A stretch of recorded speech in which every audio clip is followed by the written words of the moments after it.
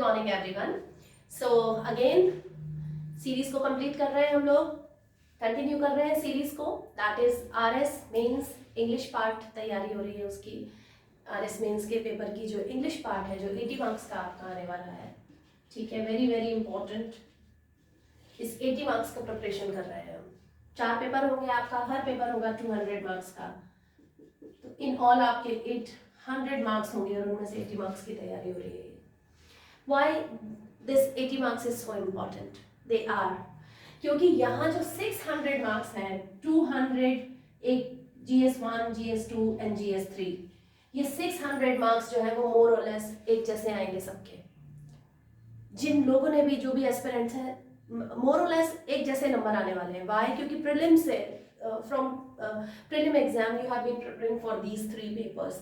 आप जीएस पढ़ रहे हैं, आप करंट पढ़ रहे हैं, आप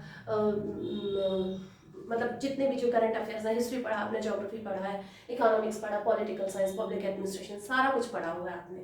तो यहाँ पर ये जो 3 पेपर हैं, 600 मार्क्स है, यहाँ मोर और लेस, यहाँ ज़्यादा अंतर नहीं समझ में आएगा।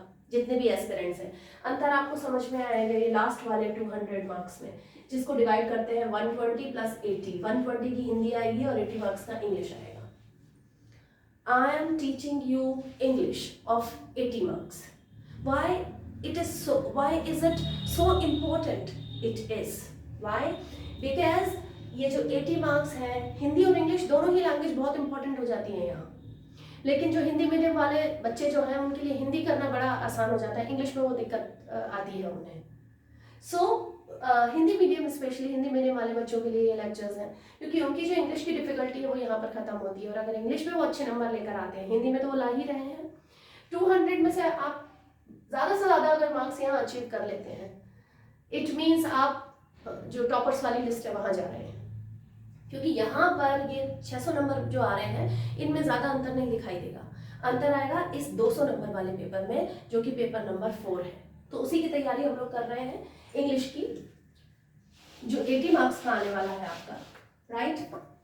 सो अगेन जैसे शुरुआत होगी आपकी, जो पेपर आपका आएगा तो एरर ढूंढना होगा, 10 नंबर के वो आएंगे। देन आगे चलते चलते क्वेश्चन नंबर 9 और क्वेश्चन नंबर 20।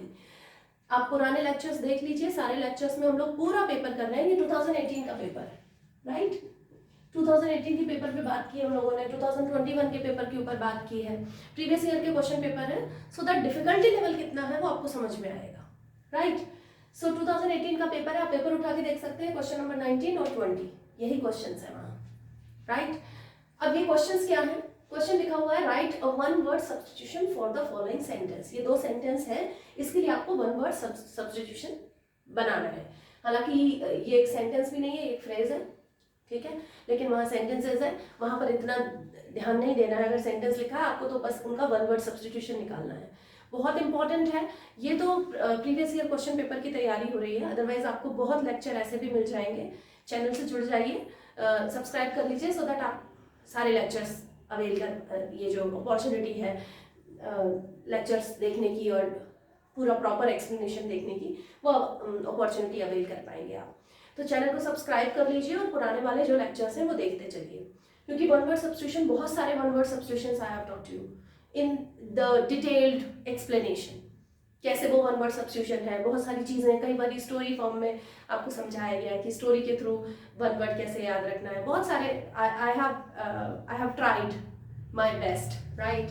सो चलिए देखते हैं अभी क्वेश्चन नंबर 19।